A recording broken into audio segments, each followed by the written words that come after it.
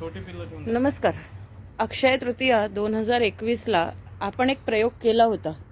आपण 33 ते 34 प्रकारची वेगवेगळी बियाणं म्हणजे कडधान्य, धान्य, भाजी ह्याची वेगवेगळी बियाणं आपण पेरली होती आणि आपल्याला ह्यातनं बघायचं होतं की ह्या बियाणांची उगवण क्षमता किती आहे.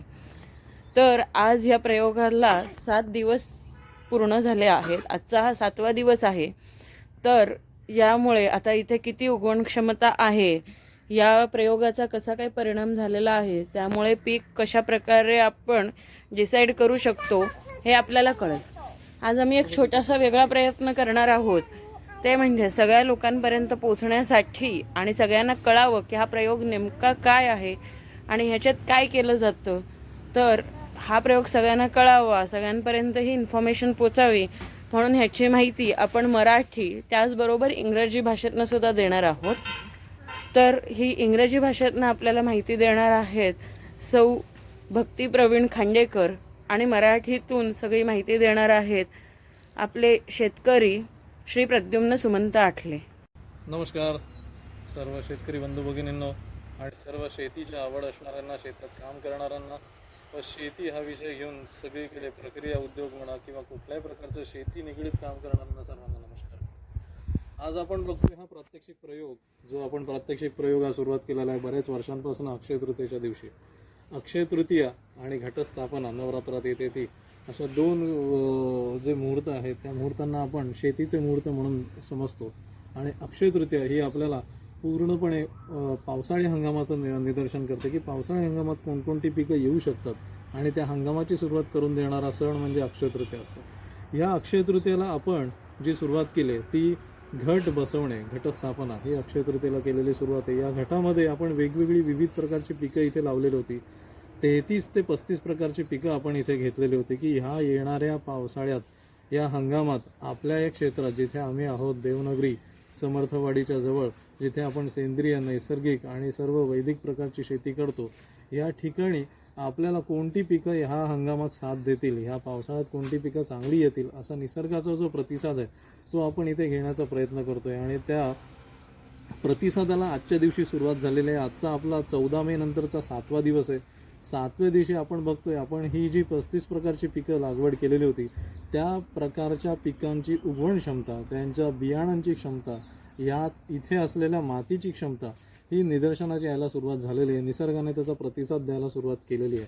हा प्रतिसाद आपण प्रत्यक्ष बघणार आहोत. आणि आजच्या दिवशी जसं वेदा मॅडम म्हणल्या की आजच्या दिवशी आपण हा प्रतिसाद, हा प्रयोग हा आपण दोन्ही भाषेत करतोय की जी व्यावहारिक भाषा आपली इंग्रजी आहे आणि जी आपली मराठमोळी मायबोली भाषा आहे मराठी, ती सातत्याने आपण वापरतोच आहोत. मराठीसुद्धा आपल्याला पुढच्या पिढीला, या पिढीला समजली पाहिजे म्हणून आपण या पिढीला सोबत घेऊनच ह्या दोन्ही भाषांचे प्रयोग करतोय की यांना या दोन्ही भाषांचं महत्त्व समजलं पाहिजे. व्यावहारिक आणि आपली जी आपली म्हणून मायबोलीची भाषा आहे त्याचे मातृत्व आणि जसं आपण म्हणतो पितृत्व, जर हे दोन्ही गोष्टी आपल्याला ह्याच्यात मिळतील तर आपण आता असं करणार आहोत की मराठी भाषेत ज्या पिकांची नावं आपण घेणार त्याचनुसार इंग्रजी भाषेतली त्यांची नावं आणि त्याचा इथे असलेला प्रतिसाद असा दाखवला जाईल. आपण एक एक वाक्याचं हे नियोजन करणार आहोत की जसं की आपण उदाहरणार्थ बघून चालू की आता आपण सुरुवात केलेली आहे धन्यांपासून. तर धने हे आपण प्रथम पेरलेले आहेत आणि धन्यांची उगवण क्षमता आजच्या 7व्या दिवशी अजून फारशी म्हणावी तितकी झालेली नाही आहे. म्हणजे तो प्रयोग अजून आपण 21 दिवस याचे गृहीत धरलेले होते. 21 दिवसांपैकी आजचा फक्त 7वा दिवस आहे. या 7व्या दिवशी काय उगवून आलं आहे आपल्याला दिसणार आहे. तर धन्यामध्ये बघितलं तर धन्यांची उगवण क्षमता अजून म्हणावी तशी झालेली नाही आहे. धने, पालक काही प्रमाणात उगवलेला आहे आणि शेपूची उगवण क्षमतेला सुरुवात झालेली आहे. म्हणजे बीजांकुरण जे आपण म्हणतो त्याची सुरुवात झालेली आहे. जर्मिनेशन इंग्लिशमध्ये ज्याला म्हणतो. मॅडम आपल्याला भक्ती मॅडम सांगतीलच की हे कसं आहे. तर हे जे पहिले पालेभाज्यांची 4 पिकं आहेत ती आपण एकत्रित घेऊया. धने, पालक, शेपू आणि मेथी. त्याच्यामध्ये आत्ता तुम्हाला जे प्रत्यक्ष दिसतंय हे मेथी पूर्णपणे उगवून आलेले आहे 7व्या दिवशी आणि शेपू उगवण्याच्या तयारीत आहे. पालक थोडाफार उगवलेला आहे आणि धने जे आहेत ते अजून उगवलेले नाही आहेत. बऱ्याच शेतकरी बांधवांना जे बरेच काळ आणि पिढ्यानपिढ्या शेती करतात त्यांना यातलं सगळं माहिती असणारच आहे. पण हा प्रयोग आपला या हंगामासाठीचा आहे की ह्या हंगामात आपण जर ह्या 4 पालेभाज्या ह्या ठिकाणी केल्या तर त्याचा कसा प्रतिसाद राहील हा आपण इथे प्रयोग इथे करतोय आणि हा निसर्ग आपल्याला त्याचा प्रतिसाद देतोय असं आपण प्रत्यक्ष बघतोय. तर आता भक्ती मॅडम आपल्याला हे सांगतील की ह्या 4 पिकांचं हे नियोजन कसं झालेलं आहे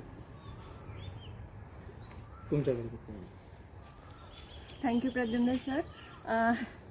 As you all know, hello to all. As you all know, and as Pradyumna sir has already said, this is the pilot project, the experiment that we tried to conduct it on the day of Akshay Tritiya, like every year.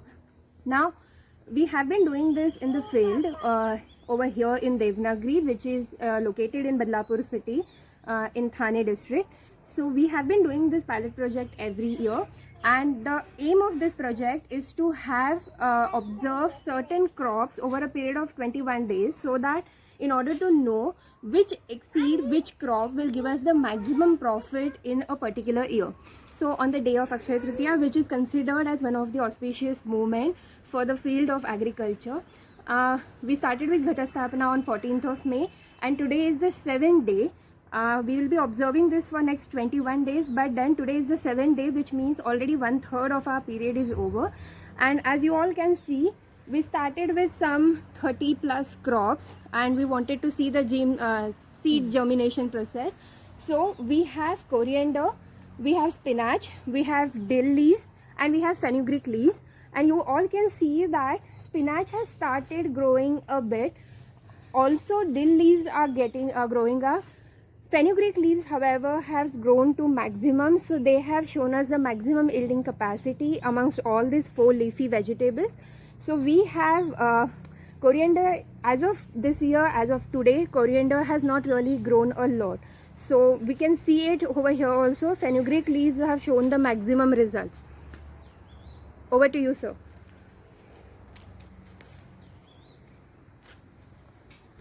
धन्यवाद. आता आपण बघू पुढच्या पिकांचं नियोजन. हे 4 पिकं आपली झालेत. पुढे आहे ते म्हणजे अंबाडी, लाल माठ, हिरवा माठ, हे 3 प्रकारचे नियोजन आहे. आणि त्याच्या पुढे भाताचं पिकाचं नियोजन आहे. भातचे 5 साधारणतः आपल्याकडे जाती आहेत भाताच्या, ह्या आपण एकत्रित बघूया. आपण हे 3 पहिले करून घेऊया, अंबाडी आणि लाल माठ आणि हिरवा माठ. अंबाडी बघितली तर अंबाडी ही पालेभाजीच म्हणू शकतो. अंबाडीच्या बोंडाचं तेलही काढलं जातं, बोंडांमध्ये त्याच्या बिया असतात, फळं असतात, त्याचं तेलही काढलं जातं. खूप चांगलं औषधी तेल आहे.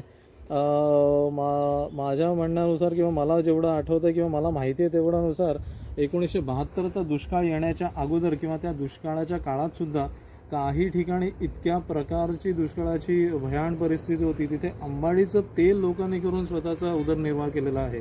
अंबाडीचं तेल विकून किंवा त्या तेलातनं शिजवून खायला घातलेलं आहे आपल्या मुलाबाळांना किंवा स्वतः खाल्लेलं आहे. असं या अंबाडीचं महत्त्व आहे. ही अंबाडी 2 प्रकारची येते, सफेद आणि लाल.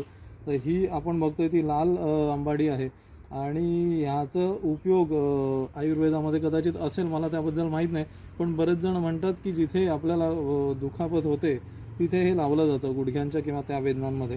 तर अशी ही अंबाडी. लाल माठ आपल्या सगळ्यांना माहितीच आहे की लाल माठाचा किती उपयोग येते. लाल माठाची उगवण क्षमता चांगली झालेली आहे आणि हिरवा माठ तर कुठेही खूप चांगल्या प्रमाणात येतो आपल्या सगळ्या भागामध्ये. तर हिरवा माठ पण आता उगवायला लागलेला आहे. आणि तर हिरवा माठ, लाल माठ आणि अंबाडी या तिन्ही चांगल्या प्रकारे उगवण क्षमता देत आहेत, असा एक प्रतिसाद आपल्याला हे निसर्गाने दिलेला आहे. आता ह्याला व्यावसायिक स्तरावर कसं न्यायचं तो आपल्या प्रत्येक शेतकऱ्याचा वेगवेगळा भाग आहे. हे आपल्या प्रत्येकाच्या मतावरती आणि प्रत्येकाच्या ऐपतीवरती, प्रगतीनुसार आणि जागेनुसार ठरणार आहे. पण आपण हा एक ठरवतोय कसा की एकंदरीत 35 पिकांमध्ये कुठल्या पिकांसोबत आपण जाऊ शकतो, निसर्ग आपल्याला कोणत्या पिकामध्ये साथ देणार आहे आणि आपण काय मेहनत घेऊ शकतो की जी मेहनत, निसर्गाची साथ आणि आपल्याला मिळालेली सगळं आपण म्हणू शकतो की आपल्याला मिळालेलं शिक्षण किंवा ती कला, ह्या सगळ्याचा उपयोग होऊन आपल्याला त्याचा व्यावसायिक दृष्टिकोनातून फायदा होईल हंगामाच्या शेवटी, हाच आपला प्रयोग असणार आहे. कारण का आपल्या सर्व शेतकऱ्यांसाठी हेच महत्त्वाचं आहे की आपल्या शेतातलं उत्पादन किती चांगलं येईल आणि त्याची विक्री किंमत योग्य होऊन आपल्याला त्यातनं नफा मिळेल.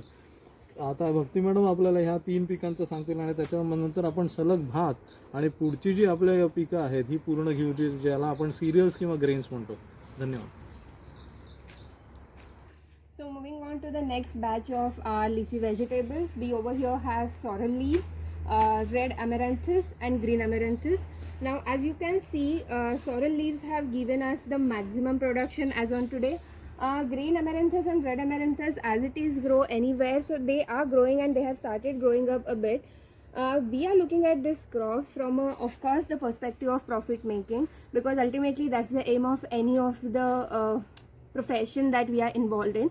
But how the profit has to be made out of any particular vegetable or a crop is everyone's own perspective. We want to get the maximum profit out of our field, and that's why we are doing this experiment, so that to know which field will give us maximum profit, maximum crop production, and thus the maximum yield in this year. So as you all know, these are the vegetables that we use on a daily basis. Sorrel leaves has another interesting use. The fruits of sorrel leaves are also used for getting the oil. So they are used in oil production, and it was used for ages together in the oil production. It is also known to have some pain medication effect. However, the research needs to be done about it more. So this is about the leafy vegetables over here, where we can see again the fenugreek and sorrel leaves have shown the maximum yield. Let's move on to the next category, that is our rice crops as well as the other cereals and grains. So over to you, sir. Thank you. नमस्कार. पुढचं जे पीक आहे, आपण आता सिरियल्सकडे वळतोय. आपण पालेभाजी आपली पूर्ण होत आलेली आहे जवळजवळ, आणि ही पिकं जी आहेत ही महत्त्वाची. इथल्या कोकणातलं महत्त्वाचं पीक म्हणजे भात, आणि ते आपल्या सगळ्यांचं आवडतंच पण आहे. फक्त डायबेटिक पेशंटना ते आवडत नाही. ज्यांना मधुमेह आहे त्यांना आवडत असलं तरी त्यांना खाता येत नाही. त्याच्या मागची कारणं भरपूर आहेत, पण आपण भात हा विषय घेऊन एक लवकरच नवीन व्हिडिओ करणार आहोत आपल्या सगळ्यांच्या आग्रहानुसार. की भातामध्ये असं काय आहे की बरेच मधुमेह रोग्यांना सांगितलं जातं भात खाऊ नका, आणि भातात अशा कोणत्या प्रकारची पिकं आहेत भातातली, किंवा जसं की मी सांगत होतो की भात हा सगळ्यांचा आवडतीचा विषय आहे, आणि कोकणातल्या लोकांना तर भात प्रचंड आवडतो, पिकवायला पण आणि खायलासुद्धा. तर त्याच्यामुळे भात ह्या विषयासाठी आपण एक वेगळा व्हिडिओ करणार आहोत. एक पीक हे खूप मोठं आहे. भाताच्या प्रक्रिया उद्योग पण आता खूप चांगले वाढत आहेत, आणि प्रक्रिया उद्योगांना चांगली मागणी पण आहे. तर त्यानुसार भाताचं मधुमेह रोग्यांना काय उपयोग होतो, किंवा का दुरुपयोग होतो, किंवा त्याचा काय त्रास होतो की भात खाल्ला जात नाही, किंवा बरेचसे वैद्य डॉक्टर सांगतात की तुम्ही भात खाऊ नका, याच्या मागची कारणमीमांसा ही आपण शेतकरी या नात्याने बघूया. आपण आयुर्वेदाचार्य नाही, मी डॉक्टरही नाही, मला त्यातलं काही माहितीही नाही. पण आपण ही एक शेती, एक जीवनशैली आहे, एक लाईफस्टाईल आहे. यानुसार आपण या पिकांकडे पण बघितलं पाहिजे की जर कोकणातला प्रत्येक शेतकरी भात पिकवतो, वर्षानुवर्षे भात खातो, तरी त्याला मधुमेहाचा काही त्रास झालेला तसा आपल्याला दिसत नाही, किंवा होतही असेल पण तरी त्यांना भाताशिवाय पर्याय नाही. तर अशा ठिकाणी आपण अशा कोणत्या भाताची लागवड करू शकतो जी भात खाल्ल्यानंतर सुद्धा आपल्याला तसा त्रास होणार नाही, किंवा मधुमेहासारख्या रोगातनं आपण बाहेर पडू शकतो. तर आपण इथे बघतोय की आता मूळ मुद्द्यावरती येऊया की आंबेमोहोर आपण जो इथे बघतो, तर आंबेमोहोर जातीचा भात आपण इथे लावलेला आहे. ही पहिली ओळ जी आहे ती. दुसरी ओळ जी आहे ती भात आहे गावठी चरू. चरू म्हणजे असं आहे की चरायच्या रानात आपण बी टाकल्यानंतर उगवून येणारा जो भात असतो त्याला चरू म्हटलं जातं. वैदिक आणि याज्ञिकी कर्मामध्ये चरूचं महत्त्व, चरूचं संज्ञा ही वेगवेगळी आहे. आपण ह्या शेती पिकासंदर्भात ती बघतोय. तर गावठी चरू आपण तिथे लावलेला आहे. दुसरा जो आहे तो म्हणजे बासमती. ह्या ज्या लाईनीत दिसतोय तो बासमती काही ठिकाणी काही प्रमाणात उगवायला सुरुवात केलेली आहे. हा जो उगवून आलेला भाताचं जात आहे ही आहे इंद्रायणी, जी मावळ भागात इंद्रायणी नदी आहे त्या नदीवरनं पडलेली ही जात आहे. त्या नदीवरनं नाव मिळालेली ही जात आहे. अतिशय चांगली सुवासिक म्हणजे सेंटेड पॅडी, सेंटेड राईसमध्ये ही जात येते इंद्रायणी, आणि इंद्रायणी प्रचंड प्रमाणात आवडते. बरेच लोक असे पण आहेत की इंद्रायणीच्याच भाताची खिचडी खातात, दुसरी खिचडी दिली तर ते खात नाही, इतके प्रेमी इंद्रायणीचे आहेत, आणि फॅन फॉलोईंग भरपूर आहे इंद्रायणीला. तर असं हे इंद्रायणी आपल्याकडे आता खूप चांगल्या 7व्या दिवशी उगवून आलेला आहे. आणि त्याच्या पुढचा भात आहे तो म्हणजे कोलम. आपण ठाणे जिल्ह्यात आहोत, तर ठाणे, पालघर, आता नवीन झालेला जिल्हा पालघर, आणि काही प्रमाणातला रायगड जिल्ह्यामधला काही भाग हा कोलम खूप लागवड करतो. तर आपल्या इथे येणारा हा कोलम अतिशय चांगला पद्धतीने इथे उगवण क्षमता दाखवतोय. ह्या मातीतही तो येणार आहे असं निसर्ग सांगतोय आपल्याला. तर त्याच्यामुळे इंद्रायणी आणि कोलम हे खूप चांगल्या प्रकारे इथे भाताच्या या 2 जाती आलेल्या आहेत. ह्या मागच्या ज्या जाती आहेत आंबेमोहोर, गावठी चरू आणि बासमती, ह्या अजून उगवून यायच्या आहेत. कदाचित त्याला तो कालावधी लागेल. म्हणजे आपण ह्याचा निष्कर्ष 21व्या दिवशी काढू शकतो. त्याच्या पुढचं पीक आहे ते म्हणजे ज्वारी. हे भरपूर महाराष्ट्रातलं आपण म्हणू शकतो सगळ्या मुख्य पिकांपैकी हे एक पीक आहे. तर ज्वारी ही इथे अतिशय चांगल्या प्रमाणात आलेली आहे. त्याच्यानंतरचं पीक आहे ते म्हणजे मोहरी. हे जे दिसतं हे उगून आलेलं ही मोहरी आहे. तर मोहरी माहिती आहे सगळ्यात तेलधान्यामधलं महत्त्वाचं पीक आहे मोहरी, आणि ज्वारीसुद्धा एक महत्त्वाचं पीक आहे. ज्वारी का लावलेली आहे आपण, तर त्याच्यामध्ये आपल्याला कडबा मिळणार आहे, ग्रीन फॉडर, गाईंना चारा, आणि ज्वारीचं जे कणीस येणार आहे ते आपल्याला धान्य देऊन जाणार आहे ज्वारी. तर ही खरीपातली ज्वारी आहे. ही ज्वारीचा हा जर तुम्ही स्वतः डोळ्याने बघू शकता की हा प्रतिसाद निसर्गाने दिलेला आहे की इथेही ज्वारी आपल्याला येऊ शकेल.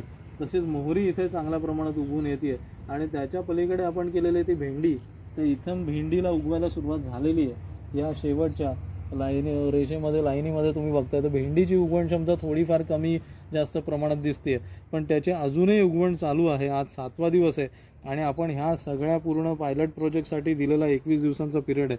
तर आपण हे जी सिरियल्स सुरू केलेले सिरियल्स आणि तर आपण सिरियल्समध्ये हेच म्हणत होतो की सिरियल्ससुद्धा आपल्याकडे इथे चांगले येतात. सिरियल्स म्हणजे आपण म्हणतो तृणधान्य, गळीत धान्य, तेलबियांची पिकं म्हणतो आपण, अशी पिकं आता आपण नियोजन करतो इथे. तर भात हे त्याच्यापैकी एक पीक आहे, ज्वारी एक त्याच्यापैकी पीक आहे आणि याच्यात एकदल द्विदल असे आपण सगळी पिकं शिकलो त्यानुसार आहे. हे झाल्यानंतर आपण पूर्णपणे कडधान्य आणि भाजी या विषयावरती पुढे जाणार आहोत. ह्याचं पहिले आपण इंग्रजीमध्ये विश्लेषण बघून घेऊया आणि मग पुढचं आपण नियोजन करूया. धन्यवाद. भक्ती madam. So yes, moving on to the next type of crops variety over here, that is rice. Rice is very important part of the crop in Konkan area in Maharashtra, and you would see that rice is consumed also a lot. So over here we have put up some indigenous varieties, indigenous types of the rice known as Ambe Mohar, Basmati. We also here have Gauthi Charu, which is another indigenous variety. We have Indrayani and we have Kolam. Now these are the varieties of rice that you will find in the local part of Maharashtra. Interestingly, Indrayani got its name from a river which is very close to the Pune district.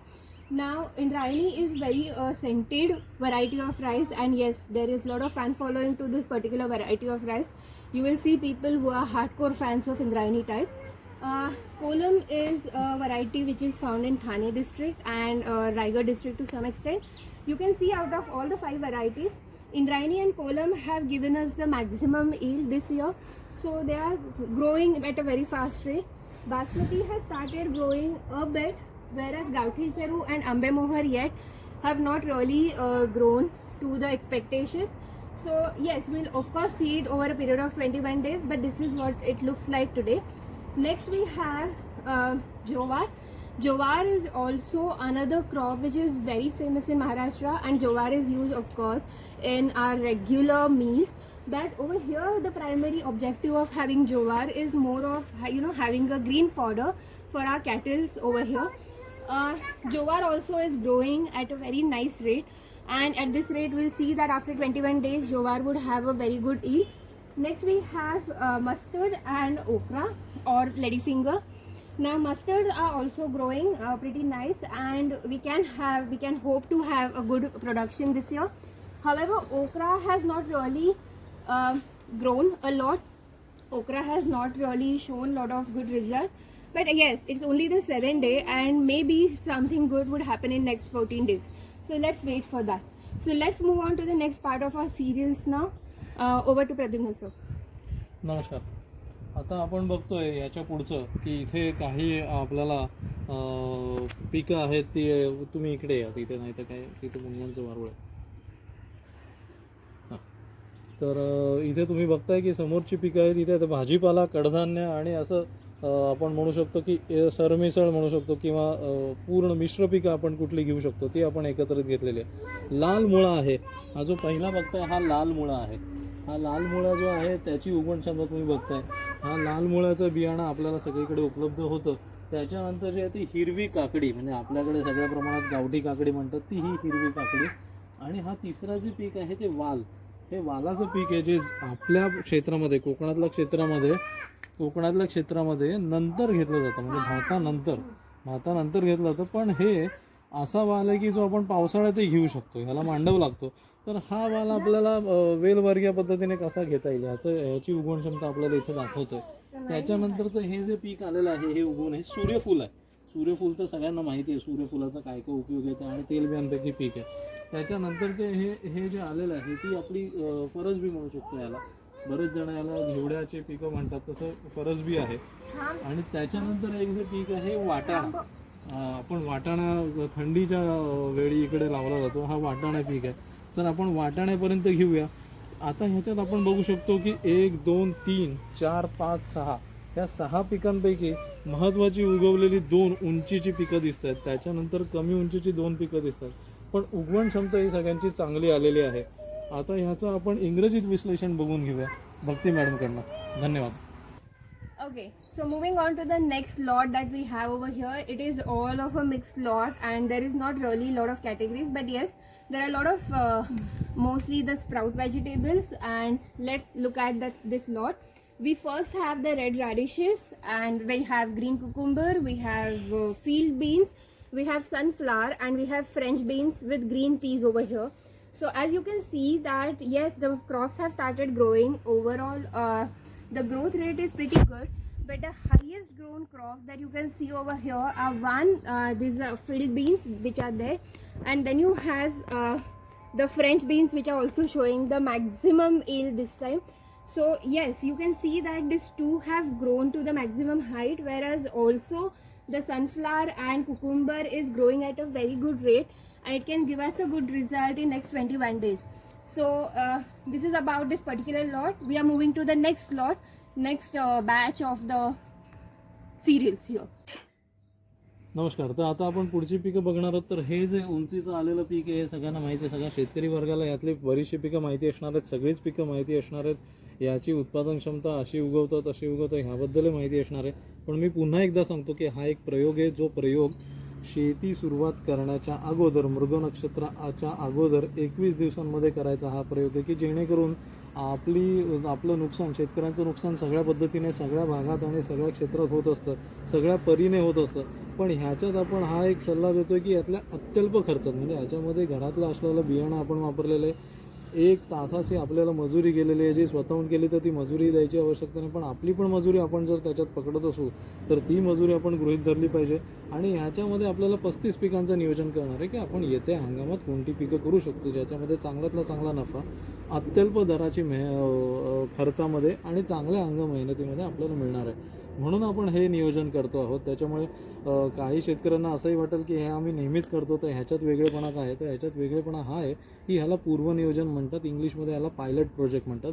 जे बरेचसे शेतकरी करत नाहीत किंवा केलं पाहिजे त्यांनी. आणि आपल्याकडे हे धार्मिकदृष्ट्या, सांस्कृतिकदृष्ट्या आणि शेतीशास्त्रानुसारही सांगितलं गेलेलं आहे. आणि त्याची व्यवस्था आपल्याकडे करून ठेवलेली की घटस्थापनेला घट बसवायचे तसे अक्षय तृतीयेलाही आपण घट बसवले तर हा आपला नियोजन आणि इथे आपल्याला मिळणारं हे निदर्शन आणि निसर्गाचा प्रतिसाद प्रत्यक्षरित्या दिसू शकतो.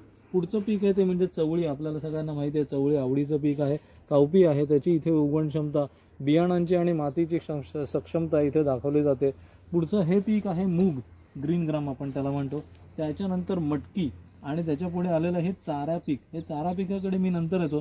तोपर्यंत चवळी, मूग आणि मटकी हे तिन्ही कडधान्य आहेत. आपल्या सगळ्यांना माहिती आहे. तर ही तिन्ही कडधान्य इथे खूप चांगल्या प्रकारे उगवण झालेली दिसत आहे. जर आपण ह्या एकंदरीत सगळ्या पिकांचं आत्तापर्यंत बघत आलेल्या पिकांचं बघितला प्रतिसाद तर त्याच्यामध्ये हा खूप चांगल्या प्रकारे प्रतिसाद कडधान्याला आणि या 3 पिकांना आलेला दिसतोय. चवळी, मूग आणि मटकी. तर हे 3 पिकं महत्त्वाची आहेत. आपण ह्या क्षेत्राचा हा जो आलेला निसर्गाचा प्रतिसाद आहे त्याचा वापर किंवा त्याचीच अंमलबजावणी आपण इथे मृग नक्षत्रावरती आपल्या शेतामध्ये करणार आहोत. म्हणून आपण हे केलेलं आहे. पुढचं पीक आहे ते म्हणजे चाऱ्याचं पीक. आपल्याला सध्या टंचाई भासते ती म्हणजे चाऱ्याची. की नैसर्गिकरित्या चारा बनवलेला, गाईंचं दूध, म्हशींचं दूध, जनावरांचं दूध चांगलं आलं पाहिजे. त्याच्यासाठी चांगला सक्षम चारा त्यांना खायला मिळाला पाहिजे.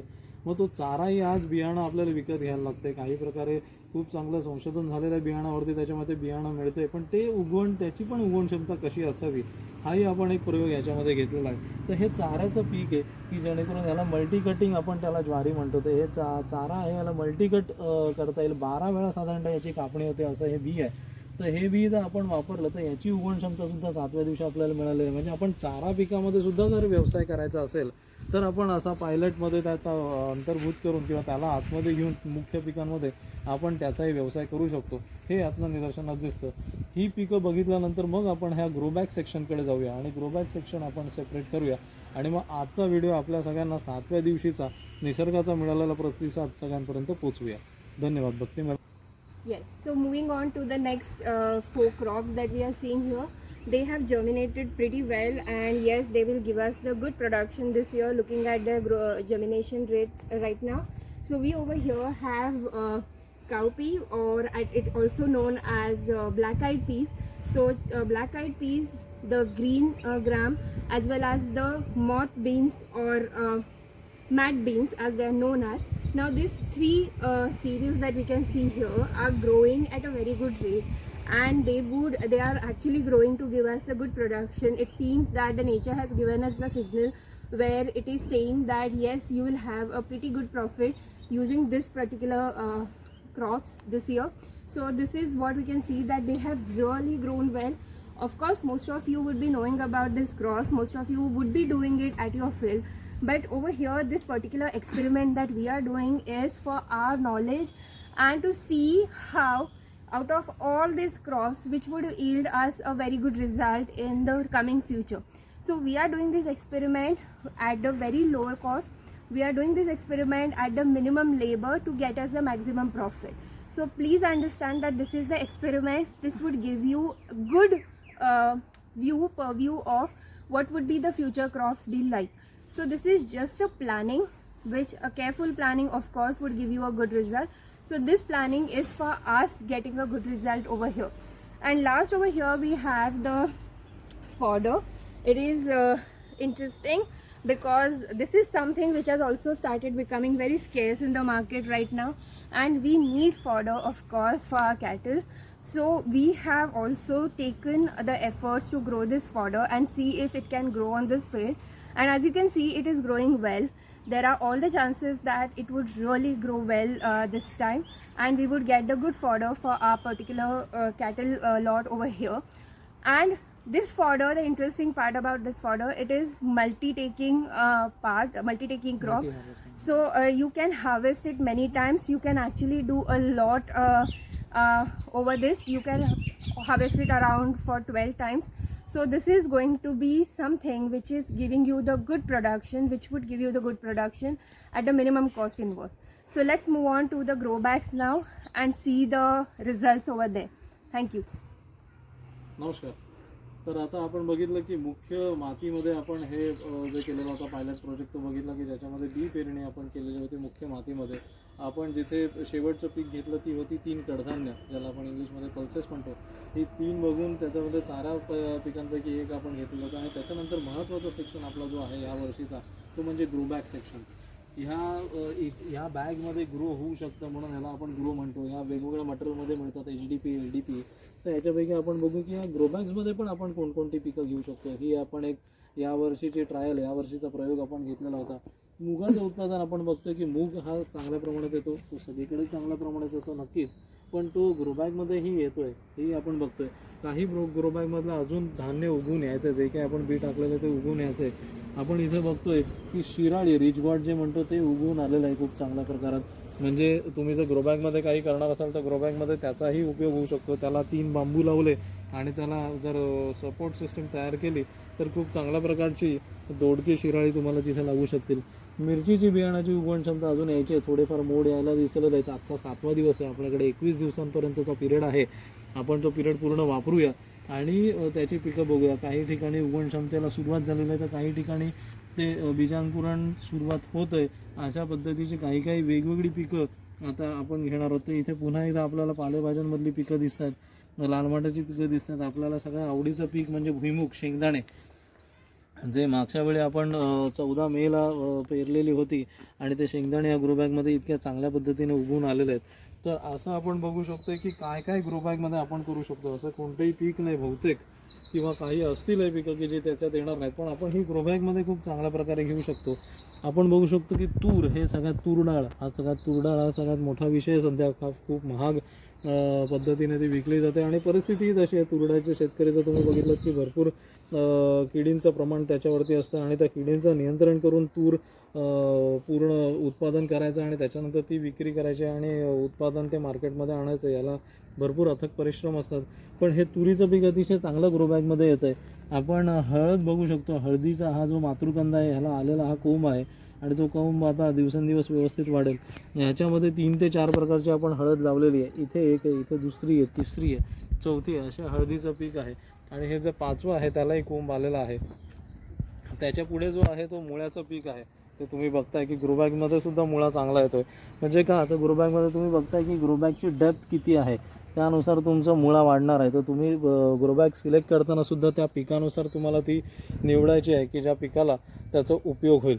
बाकी अशी पिकं आहेत जी येत आहेत. तुम्ही समोर बघताय की भोपळा कसा उगवून आलेला आहे आणि कोहळा आहे, दुधी भोपळा आहे, देशी काकडी तिथे उगवून आलेले, शेवग्याची रोपं सुद्धा आता उगवून येतील आणि शेवग्याची पण उगवण क्षमता चालू आहे. हा जो मोठा भोपळा आहे, आपण त्याला पंपकिन म्हणतो, लाल भोपळा, तो उगवून आलेला आहे. तो खूप चांगल्या प्रमाणात उगवून आलेला आहे. तर असा हा ग्रोबॅगचा पण आपण ह्या वर्षी केलेला जो समावेश आहे तो अतिशय चांगल्या प्रकारचा आपल्याला प्रतिसाद दाखवतोय. आणि याचाही विचार भविष्यामध्ये कदाचित कमर्शियल ॲग्रिकल्चर फार्मिंगमध्ये येऊ शकतो. कारण का ज्यांच्याकडे शेती कमी आहे पण मल्टीलेअरमध्ये काम करायचं आहे, एकमेकांवरती आपण थरावर थर लावून जर काम करायचं असेल तर त्यावेळी ग्रोबॅगचा उपयोग येईल. ज्यांच्याकडे शेती आहे पण त्याच्यामध्ये दगड जास्त आहे, मुरुम जास्त आहे, की ज्याच्यामध्ये मुख्य पीक येऊ शकत नाही किंवा पीक येण्याला बऱ्याच अडचणी आहेत, तिथे हा ग्रोबॅगचा पॅटर्न तुम्हाला खूप उपयोगी पडू शकतो. की ग्रोबॅग एकदा घेतला की 2 ते 3 वर्ष त्याचं शेल्फ लाईफ आहे.